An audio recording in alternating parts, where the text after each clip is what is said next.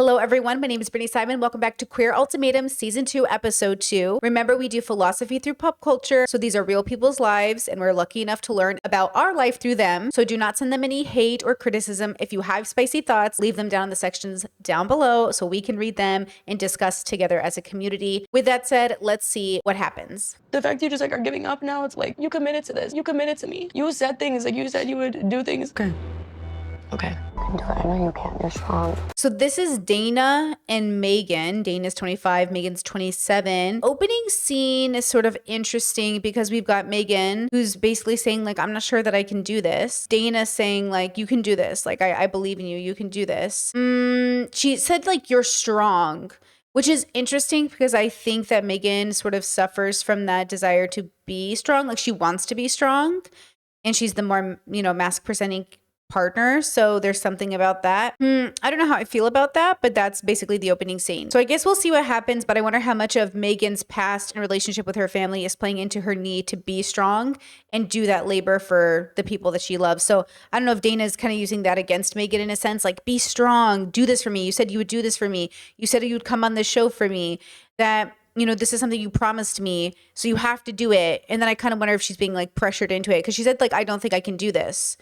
So I don't know. I feel iffy about it from a consent perspective. Let's see what happens. Now I'm single. This week I'm continuing to date 10 other women to find out which one of these 10 I can see myself with in a trial marriage. Somebody in my comments section said AJ gives F-boy. AJ gives F-boy. But you know what? It is what it is. So far, the odds look like they're really in my favor right now. I think Maria's just so great, but oh my God, Bridget, she's gorgeous. You want to keep focusing on connecting, and that's super important, and that's why you would be a great trial wife. But Marita, she's like fire, Bro, AJ's literally going from girl to girl to girl, explaining why each one is the one in a sense. Like she's obviously just saying how great they all are, but it's very, I think it's dangerous, to be honest with you. And I think dangerous is fun.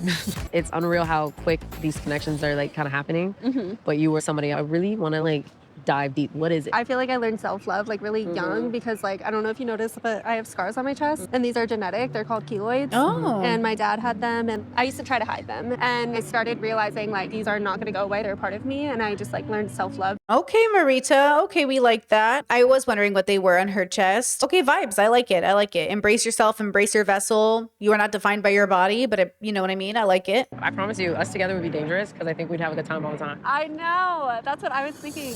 Yeah, they keep saying oh my gosh, you'd be dangerous. This is dangerous. I love danger.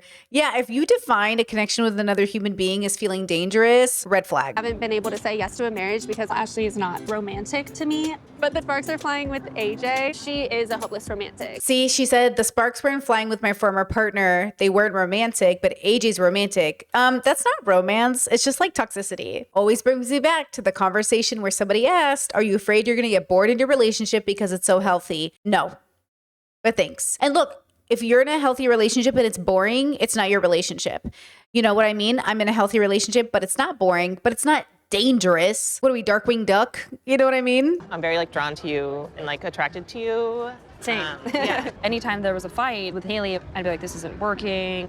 I broke up with her at the 4-year mark because I was like, I can never bring you home to my family. It'd be easier if I brought home a guy. So then I went back, I was like, I'm gonna be myself. I regret not telling my parents sooner. I mean, I struggled to tell mine and I knew that they would be okay, so. Okay, so this is Kyle and Pilar and they're just talking about the struggle of coming out and telling your families.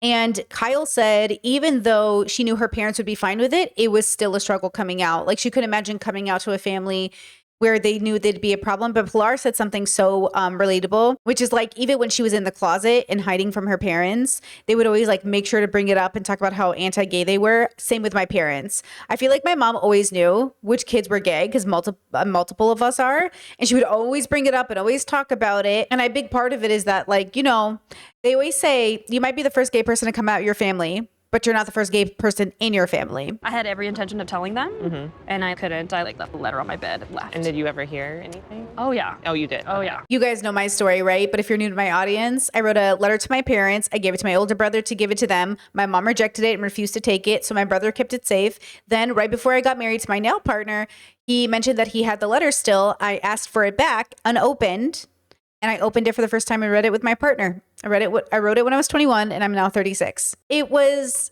a tough read. I definitely cried. Yeah, it's weird knowing my parents never read my letter. So what happened was I wrote this coming out letter, and my coming out was so messy. Moved away to San Diego, then made a YouTube video coming out to my audience. And that's how my parents, like, they basically saw the video and they're like, what did you do? Why'd you post this video? And I was like, I wrote you a letter. And they're like, well, we didn't read it. And I was like, well, that's your fault. All of our conversations have only made me more sure we could really learn a lot from each other. Yeah. And it's scary because I am attracted to you. So that kind of adds another thing to Yeah, it. I feel like I've been playing it safe for a long time, where it's like I'm now ready to not play it safe because that's not why we're here. Do you feel weird that you feel friendly with my ex if you were to choose me? Full transparency, like you and Bridget were like at the top for me. And feeling really torn being in between you guys. This episode is called Love Triangle. So, or love triangles. Ooh, plural. Maybe there's more than one, but this is one of the love triangles. So Pilar, Kyle, and Bridget. And Kyle and Bridget were original partners. I just don't know who's more fit for me. Screws with your head. So I'm stuck between you and Kyle. Coming in here, I really wanted Kyle to be with somebody similar to me because I want the security to know that Kyle is choosing me because of me. Yeah. But it's like selfishly, I love spending time with you because like we obviously get on really well and would just like have a lot of similar interests and tons of fun together. I feel like marriage isn't something that I'm completely closed off to. I definitely want to be with somebody in a marriage that I admire and that has qualities that I don't have. As much as values should be aligned, it's okay if some of them are different. Confused. Bridget said, I really want to marry somebody who shares my values. So you do want to get married. Are you saying that Kyle and you don't share those values? And then she also said that I want my best friend, but I also, you know, basically she's really concerned about feeling the spark. Like she's really afraid of just becoming roommates in a sense. Do you know what I mean? I think she's afraid of it like becoming dull. And then she said it's not a big deal if a couple of the values differ, but like I'm going to need an example because like I always say, we don't compromise on values. You know, we compromise on who does the dishes. If it's two best friends, then you're Then, just yeah, roommates. exactly. Yeah, then it's like, And okay, it's what easy are to we fall doing? into that, especially in queer relationships. So basically they're saying, you know, when you tend to be two best friends, you tend to fall into like roommates. They're basically afraid of ending up two old ladies who don't have sex, I guess, as if like that's the most important thing ever. Intimacy comes in all shapes and forms. I feel like this is the problem. It's like, are you looking for companionship with your best friend? If you want to have sex every day, have sex every day. But is it about the sex? Is it about the spark? Is it about the intimacy? Like, are you afraid of just ending up like not feeling like you're in a relationship? You know what I mean? I don't know. I always wonder about this part of it. It feels like you can't be with your person then, because my person does feel like my best friend, but also they feel like my romantic partner. Like they're so obviously different to me than my friends. Like I couldn't even imagine it. It's like just such a specific, special relationship. And I love my friends, right? We're really close, obviously, but it's just such a unique. So what are they? I wonder like if they just end, if this happens to lesbians, you know how they talk about lesbian bed death? I think this just is because we're not actually with our romantic partners. We're with basically really great people who become friends. But I think that's the difference. I've been told like my head can be like stuck in the clouds, that I'm like curious of like, well, what is it like to be with someone who's just like me? So I go back and forth too. Ooh, so both of them are a little bit like spontaneous girlies, and they both have been with more stable, structured partners. And now they're wondering if they should date each other to get a taste of their own medicine. Like, what is it like dating me? You know what I mean? I actually think that might be a good idea because, yeah, I wonder if they'll both value the stability a little bit more, or they'll realize like, oh no, I should be with somebody like myself. I kind of feel like I think I could imagine like the best type of couple to be is either two stable partners or two more spontaneous partners. I don't know. As a more stable, structured person myself, I think I would feel pretty lonely if I had a spontaneous partner who was like vacationing all the time, because I can't do that. Like I can't do it mostly because of my job, but also I don't want to. But at the same time, like maybe if you're cool staying home and they're cool traveling, it's not a big deal. I don't know. I guess it depends on the people. More like looking in a mirror and trying to see my own struggles. Ding, ding, ding. And I feel like that's my personality, like to just like fully dive in and to see if I can have an emotionally deep connection with someone else and then almost forget everything. Do you feel like that's a possibility? I'm not closed off to it. You look good. But with AJ, the like chemistry is more of like a romantic vibe. Just something about you in general that I'm just like drawn to.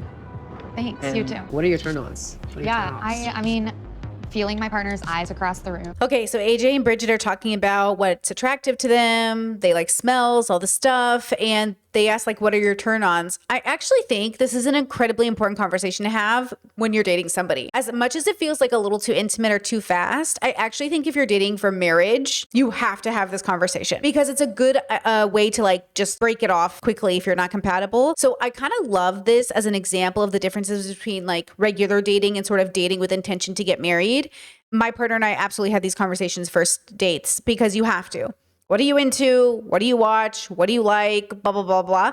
Check your compatibility levels. And I just think this is such a good example of how dating can change depending on, what your intention is by the end of this. And since marriage is on the line, kind of important. How often do you like to have sex? Obviously, if it's something new, then it's a lot, but sometimes can dwindle to like once to twice a week. Yeah, I think that's normal. Oh, I thank mean, God. yeah, I like ideally every day would be great, but like I'm totally happy with like Bridget, less. You know what? I always say have sex as often as you both want to.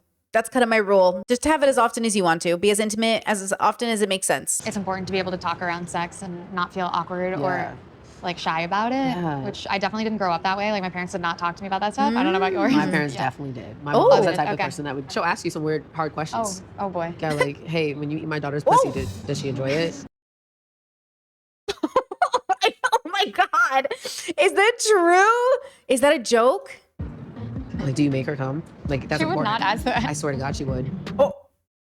Oh, I want to meet AJ's mom. That's kind of funny. It could be inappropriate, but it also could be funny. I love that. I love that Bridget came from a family where her parents never talked to her about sex. And AJ's mom's about to ask Bridget, did you make my daughter come? That's crazy. I'm gonna be honest with you. Like, you're a strong contender for me. Like the You one are too. person that You make I'm me a just little like, bit nervous, but I think Because it's the fuck boy. AJ's doing the mask fuck boy. She's playing that role. And that role is overly flirty and not grounded enough. It actually makes it really hard to date a person like that because you're too busy being nervous and giggly and blushy to actually have serious conversations. So that's why you're so dangerous. Ooh, this is going to get spicy. Ooh, when there's too much flirting, there's not enough, hey, what are you really into? What are we talking about? And this is why I say when you're having intimate conversations with your partner, make sure you have a conversation either emotionally, so in the flirt, in the sad, in the emotions, or you have it analytically. Matter of fact, observation, facts. Because again, when you're in your feelings, the feelings can keep you from having like the real conversation. So let's say they're flirting and they're like, oh my God, did you bring your birth control? And then the partner's like, ooh, maybe I did, maybe I didn't. It's like, ooh, maybe you did, maybe you didn't. Yeah, that's a fun flirt game. No, seriously, did you bring the birth control? And it's like, yeah, of course I brought it, dude. And it's like, okay. Because like there's like, the flirtiness, it requires you to answer in a particular way, which might not allow for informed consent. So if you cut out the flirtiness, think about it analytically, talk about it analytically, it allows for you to truly inform. Right? So we're always thinking about consent in relation to this. This is a problem with flirting because flirting is kind of like an art form. It's a game. Mel's the type of person that makes me feel like she understands my value and my worth, especially because she is an entrepreneur and she understands how demanding our career is. I don't really understand these setups. So Brittany and Mel are on a date, but I don't understand how the people who issued the ultimatum are on dates with people who were issued the ultimatum. I don't get it. When I was born, I almost died. And so with that, I face a lot of health issues today that I know you may not be able to tell because I'm very much under control, but I deal with chronic pain. Sometimes I wake up and I'm just in like so much pain that I don't even want to get up. And it's things that are out of my control and can't be cured. So it's like the older I get, what does that look like? Do I want to bring a partner with me? I could not live as long as them. Oh, okay. So, who is this? This is Mel. So Mel is 27, almost died when she was a baby. Has chronic health issues. Shout out to my chronically ill girlies and gals and theys and thems and he's and hims. Okay. And she's concerned that bringing a partner into that or her dying before them or being sick. These are all very important conversations to have. When my partner met me, I was being diagnosed. I hadn't been diagnosed yet. And I was really, really sick. I was so sick that when I met my partner, I told them like, hey, I'm in transition. I'm not sure what the diagnosis will be. I'm not sure if I'll want kids after this. I'm not sure what's going on. This is kind of an awkward time for us to like fall in love, but we made the commitment. We did it together and it all worked out and that's nice and that's great. And I'm really grateful, but it is a serious conversation to have with people and I can understand why it's difficult.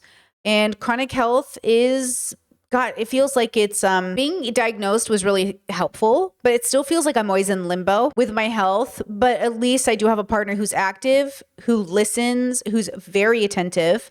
And I think that helps. Also, we both make an effort to make sure that we work on ourselves. So like my fibro isn't, even though it's a lot of pain, I do try to keep it taken care of to the best of my ability. And I make sure that I don't put all that pressure on my partner as much as possible, but my partner is also really, really supportive, which is very important.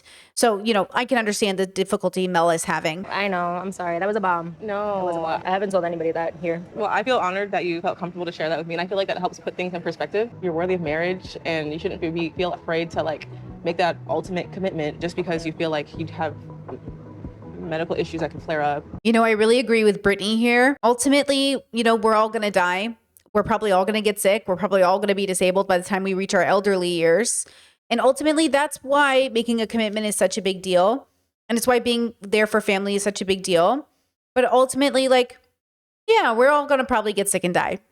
So as long as you're upfront, as long as you can give informed consent, as long as your partner understands what they're signing up for, that's really what you want. Because it is true that sometimes when people are partnered, people do leave their sick partners, and that can be really difficult. But people also leave their sick friends, their sick family members. Sometimes people abandon themselves when they're sick. So ultimately, we have to show up for ourselves and pick people who also show up. And I think that's a big part of it. I offer something different than your exes, and I feel like... Okay, confidence. Who's confident now? Maybe I just bring it out of you. That's it. Yeah, Mel feels really young and stunted to me compared to Brittany. So I don't think they're the best matched. But to be fair, I think Mel needs a lot of therapy, which it's okay, don't we all? But I can see why Mel and Marie were having difficulty. But Marie needs also some sort of counseling or something, because Marie thinks, she wants to have a child with Mel. And year of our Lord FK Twigs 2025 with this Trump administration. So, we all should ask ourselves some questions. You don't struggle with the fact that you're an ultimatum giver and I'm a receiver? I don't know. No, because I think that you want to be married. What makes you think that? Because you want the same things that I want. Oh. You do want security. I do. You do want to feel like someone's going to choose you every time, no matter what, always. Most people would probably be into it with the right person. Ooh, I think that's true too. I think with the right person, a lot of your rules go out the window. I think you create rules around why you think your last relationships didn't work or other people's relationships didn't work. But I think with the right person, you realize it's not the rules, it's the values. Say it with me again. It's not the rules, it's the values. And it's not even the values, it's the person. And it's not even the person, it's the values and the person combined. So I do think that might be a little bit true, because with the right person, your life doesn't feel threatened. It feels like value is added to it. I always say my life was perfect when I was single. I had a great I loved my life. And meeting the love of my life made my life better and added to it. It didn't complete it. It didn't make it worse. It just made it better. I don't want to feel like your mom. I don't want to feel like you're going to fall apart if I'm not there. You. And it's right. You don't want to be someone's parent. You want to be someone's cheerleader, but you don't want to be someone's caretaker, but not in the same way that we're all going to end up caretakers for our loved ones, right? Because I don't mind being a caretaker for my partner when they're sick, when they have Alzheimer's, when they're disabled, whenever. But obviously, we don't want to be people's mothers, so there's a different dynamic there. Being someone's mom is not being someone's caretaker in that traditional sense, even though mothers can be caretakers, right? It's really hard because sometimes I feel like my ex wouldn't be okay without me. You need to be selfish a little bit. I'm trying to, that's what I'm trying to do. You need to think about you. I'm really nervous dating as a single woman again. I feel very resistant to the process. Dana seems more open to this process than me. I have my walls up. I'm just waiting for something to open me up. If I do have moments of jealousy, I tend to spiral. I feel the feelings. I do definitely feel the feelings. I'm still nervous. Yeah, me too. But I feel like if you were completely not nervous, I feel like that'd be a little bit weird too. Do you do this often? I do this all the time. You know what I noticed about Megan is she likes to talk, which reminds me so much about my family. But more than that, it reminds me of a little bit of neurodivergency, where she gets really excited when somebody is relating to her. And so she wants to share about her perspective as well. But I don't think she's being rude. I think she's being enthusiastic. So I wonder if she's neurodivergent. You for work? So I'm a personal trainer. Oh, cool. I'm going to take the MCAT and then see where I'm at. Ooh, I know. Good for you. That's awesome. How about you? I work as a food scientist. Oh, so I wow. do food product development. Okay. Do you want kids? Ooh. So I do want kids. For me, I think at least 2. Yeah. How about you? Yeah, that's kind of crazy to talk about wanting kids and then to be in a position where you're struggling so deeply with your family dynamics. It's difficult. Okay, let's see. I feel like we have found a difference. Uh-oh. I do not want kids. Ooh. The thought of birthing a child is so scary to me. I'll do it. Yeah. That might sweeten the deal, to be honest. That's one of my biggest concerns. One thing that matters a lot to me is that my partner and I have a very united front. Even if I think you're a little bit wrong, you're always gonna have me on your side. I love that. I never know what people mean by that. Even if I think you're a little bit wrong, I'm always going to be by your side. I don't know. I saw a TikTok the other day that said, when your husband is wrong, don't call it out. God will show him the way and he'll figure it out. No. No. I feel like, look, if you're wrong, you're wrong. But like, I'm going to say it with kindness and love, like, oh, I don't think that's right. And then this is why you have to have like, I have to have a partner who's like really curious and wants like factual information, because being wrong isn't the problem, but staying wrong is. I'm like a very big people pleaser, and I need to back out of that very quickly, because that's not going to get me anywhere. And where did that get me? Here. This entire time with you, I've always felt so comfortable. There's definitely something you can offer me, and I feel like there's something that I can offer you. And AJ is my top choice. I feel we have this connection. AJ makes me feel very desired. Interesting. So now Marie and AJ are connecting, and Mel and Brittany are connecting, but we knew that. Marie and AJ, man, AJ really is making the rounds. But I don't know. Marie and AJ doesn't make sense to me. happens, you have me for life, because I can't lose someone like you. What? Why did AJ just say that? No matter what happens, you have me for life because I could lose somebody like you? What? Are there any other conversations you want or need to have tonight with anybody else? Oh. Not necessarily. I'm tired of stressing out. Like, No. I feel better sitting with you, if that means anything. Yeah. Oh, I guess the girls are really like kind of settling down on who they might pick. Because I feel like I should, but I love you. Oh, that was awkward. Dana like walked up to Megan and kind of interrupted, but then said, "Oh, you look fine. I love you," and then walked away. How can you not talk to me? When we're in these settings, you definitely behave differently than when we're alone. What? Wait, who? Is she talking to about Megan or is she talking to Mel? You act like you don't know me. I've been wanting to talk to you. It's just... I want to believe you, but like I need to see you work for me. Whoa, girl, whoa. Dana! She is coming at Mel so hard right now. Like, we've been here for hours. You haven't talked to me. Ma'am, you guys don't know it. You are strangers. I still haven't seen it. And get that it. freaks me out. I get it. I don't know if it's because of Brittany. I It don't has know what nothing it to do is, with but you pissed me off. I don't mean it. Oh my God. Oh my God. You pissed me off. Oh no. Run away. I don't know. I feel like whenever I see you with Brittany, it really seems like you guys are like very into it. Seeing you guys together makes me think that it's more than you lead on. You give me like trust issues.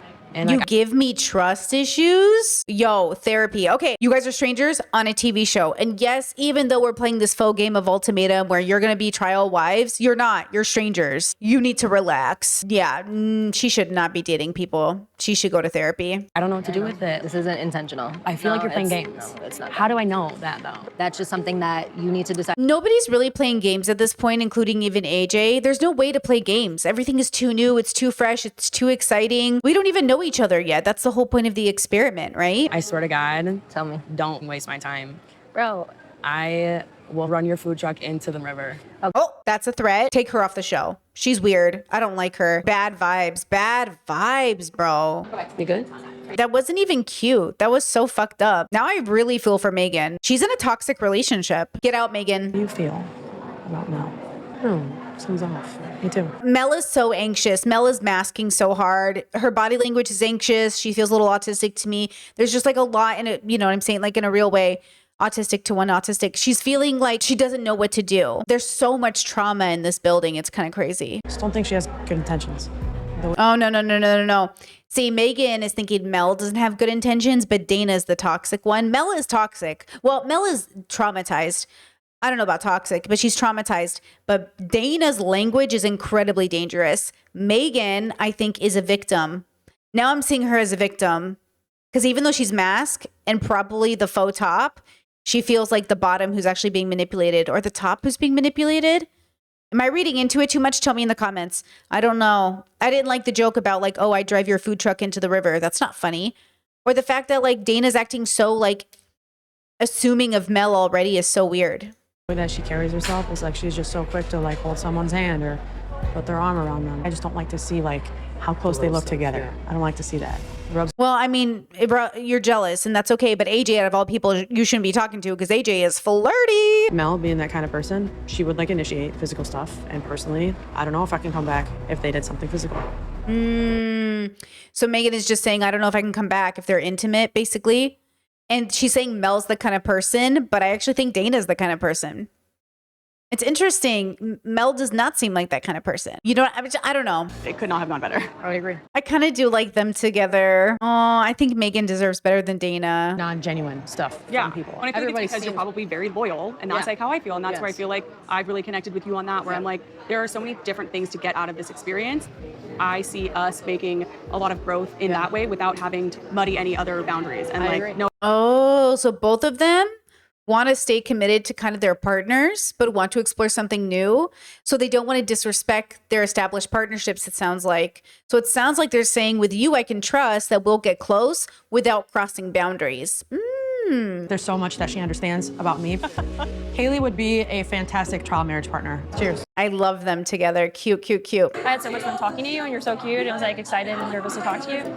You've like surprised me a lot. I feel like we connect on like on a soul level too, where I can see us being very like complementary, but like also like very individual. Yeah, you make me like, excited. It's like fun. Yeah. I'm okay. How are you? Yeah, my head's all over the place. Yeah. I thought I'd be more decided by this point in time. Yeah. And I'm just like, what am I doing? So Bridget isn't decided yet, and she's like all over the place still, but tomorrow's the choice. But the other girls are much like they're kind of coming together. Like everyone's kind of making a decision before tomorrow. So I'm so curious who Marita and Bridget will end up with. I think that's going to be the most interesting for sure, these two. You don't have to name names if you don't want to, but I'm also all yours. Yeah, I've been like dating AJ. Oh, I forgot Bridget is also into AJ. And I'm like, how many people is AJ having this with? Because like, I've been going on a lot of dates with AJ. It's pretty crazy. And I've kept getting this validation of like, you're at the top of my list. And I was feeling the same thing. Now I feel really anxious about tomorrow. It's like, I don't at this point know if anybody's gonna choose me tomorrow. Ooh, interesting. Now Bridget's insecure about even being picked tomorrow, which is so interesting. Oh, not my pen. And I do think that's the problem with AJ, is that AJ was being too connected to too many people. It was like a happy surprise. I don't know, there's just something about you that I just kept picking up on. Keep leaving our conversations wanting to like talk more. Yeah, and what do you want to get out of your trial marriage? I'm like trying to find someone I'll get like the most out of it for myself. I don't know, I want someone that is accepting of how I process things emotionally. Like I'm a big baby sometimes. Like I just want to like lay on you. Yeah. I love cuddling and stuff. So. Yeah, me too. But I'm the one who came here issuing Marita the ultimatum, and I can see that Marita and AJ like have a connection. Hold on here, buddy. So this is Ashley, and it feels like Bridget's not making like a last minute ditch effort to connect with people in case AJ rejects her tomorrow. But Ashley was saying that like that's concerning a little bit. You know, that she issued the ultimatum to Marita. Marita's connecting with AJ, but now Bridget's interested, but Bridget was, issued the ultimatum. And now it feels a little bit messy, like almost like the people who feel like they're not going to get picked tomorrow are probably going to rush to feel like, I got to get picked. You know, I don't want to be leftovers, which is interesting since when Megan first started in, she wasn't connecting with anyone, but her and Haley obviously connected because they have similar values, right? I think having a trial marriage with you would be bananas. Dating you would be crazy, like a tornado. It's like, that's not cute. And I'll show you what love's about. What? Some take over the world type shit, you know? Oh, brother, it's like take over the world type shit. AJ, go write a song, girl. Go be a musician. Like, what are you talking about? Go be a poet. Go write a romance novel. See, she can't be talking this way to other people, though. Because that's where the hurt feelings come in. And so the question is like, she better be choosing Marita with this type of language, but she better not be saying this exact thing to other people. Our exes have brought us here. Yeah. They knew the risk. Oh. I know, but it's... Our exes brought us here. They knew the risk. Yeah, these two probably should pair up so nobody else has to date them. Oh, and now Bridget's coming back to Kyle. Oh, is it desperate or is it wholesome? Is it like, oh my God, pick me so I'm not left alone? Or is it like, I'm just happy to see you? Oh, not to put you on the spot, but how are you feeling between us? Just kidding. You're so funny. I'm feeling weird. Yeah? What happened? Literally what's going on right over your shoulder makes me feel like I don't know what was a performance or what's real. That's now like 3 people I know of that have had like all of this intense chemistry with AJ. We would have too much fun. I feel like I would turn your world upside down. I mean, she literally told me my fear with you is that I would get real feelings, and that scares me. How many people are you saying this to? I wonder if AJ deconstructed that. Where is that coming from? Because it feels like a fear tactic to me. Like she's actually afraid of commitment. So instead of committing, she's a fuckboy, which is like, it makes a lot of sense in a way that I do think inherently a lot of people who are afraid of commitment turn everything into a joke or everything into a flirt game. And so I do kind of wonder where that's coming from AJ, especially since she has parents who are together. I assume they're in love. Maybe they're not. Who knows? Just because you're together doesn't mean you're like in a good position. But I assume by the way she talked about them, she indicated that they were happy. So I wonder what's the love relationship she's mimicking? What's her issue with this? Why is she overpromising to all these people? And why does she now have the reputation on the show of being the person who isn't here to do the work and isn't here for real? Like, I wasted so much time. Like, that kind of sucks. Kind of like took from your experience. Yeah. Are you gonna address that? Yeah, I am. Fuck yeah. I don't have any problem with confrontation. Uh-oh. I love that. So hot. And so now the girls are going to confront each other, which kind of makes sense. But also I think the problem is that in a show like this, there's two kinds of people. The Megans, who are a little bit more reserved, a little bit more serious and specific. Well, I guess there's three types. The Megans who are still fighting for their ex, but they're reserved and serious.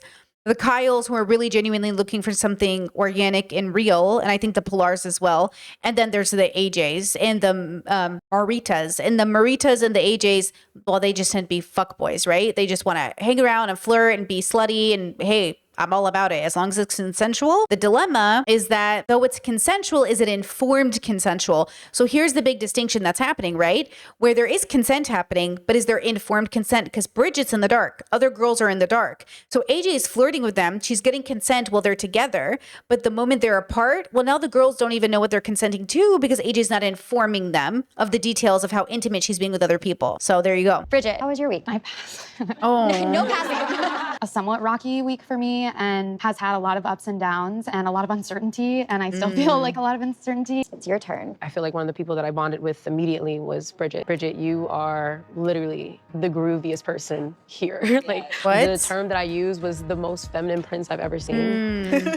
I instantly caught fire with you from the first date. No matter where this goes, I feel like you have something to offer. Okay, that big old speech better make me feel like AJ's choosing Bridget. But see, now I don't know. I'm not here to be the authenticity police, but it was just a little bit frustrating to spend all this time and energy in our dates trying to put aside that manufactured confidence and put on chemistry. I just wish I could have gotten more of the real AJ. She just said that I feel like a lot of the chemistry is almost like manufactured, like a performance. And I really wish I could have gotten to know the real AJ. And I agree, like, I don't know who AJ is.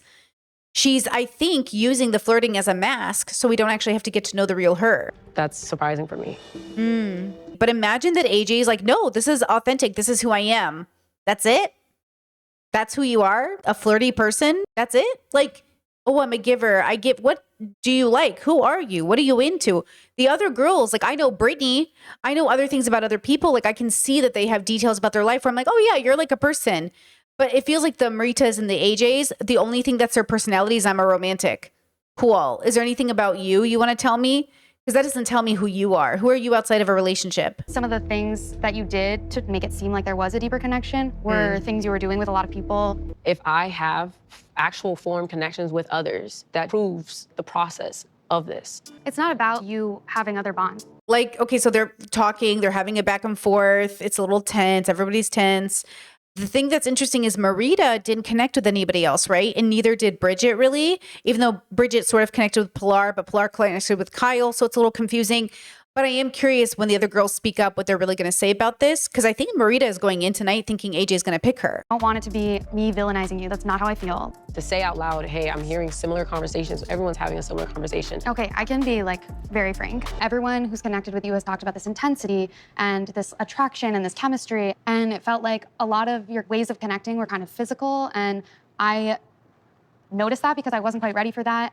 It's so weird to kind of hear you say like, hey, I didn't feel like we got there, because I feel like on our third date, we got really close and talked about deep issues and talked about what it is that AJ is searching for in a marriage in general.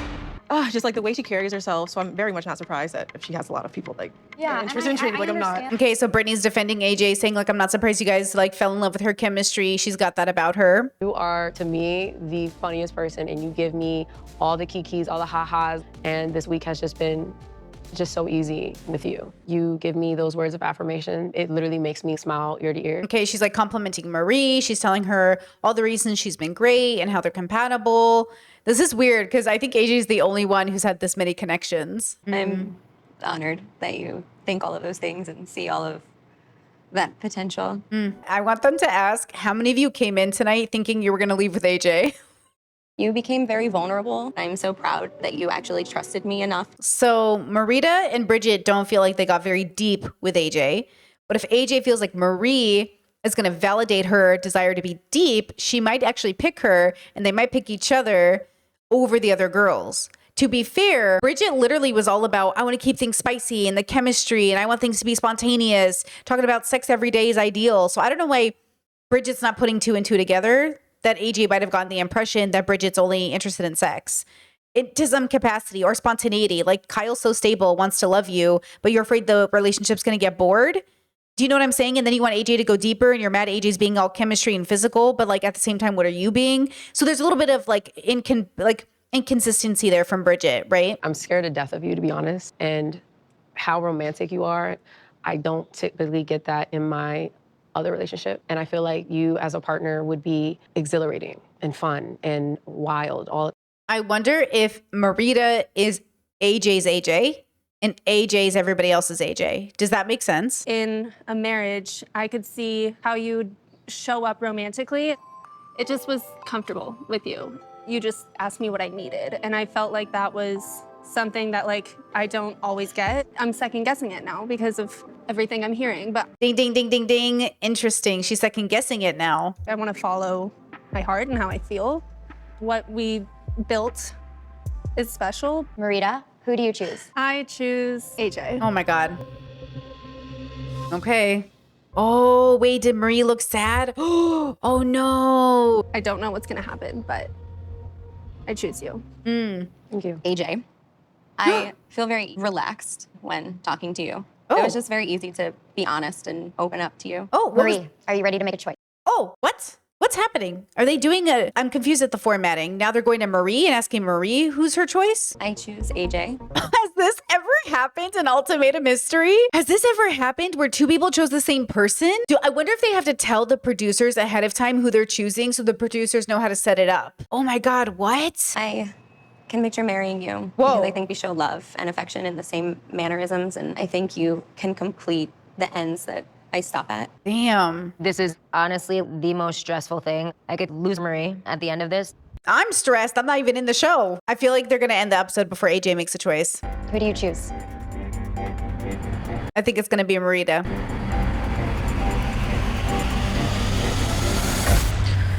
Of course they end it right there. Oh my gosh. Okay, predictions. I think it's going to be Marita. I think this is the first time in Ultimatum history I can recall or remember this happening, but I could be wrong. And I'm not that surprised. What would have been interesting is had Bridget not picked up on everything, if Bridget had would have chosen AJ. But I have to assume that they must tell the producers ahead of time who they're choosing. And I'm mostly interested to also hear what Brittany thinks because I am curious how she's feeling. And yeah, I look forward to the next episode. I'm so curious how it will go. I really highly doubt any of these people are each other's people. I really doubt it. I think on Love is Blind, which I also love and have reviewed. For Love is Blind, I think there have been truly high compatibility partners on that show. I think people really define their person on that show. On this show, though, it's really hard. It's really hard to imagine it just because the premise of the show. I guess we'll see. All right, thank you for watching. Please like and share this with somebody watching the show, and I will see you guys for the next one. Bye-bye.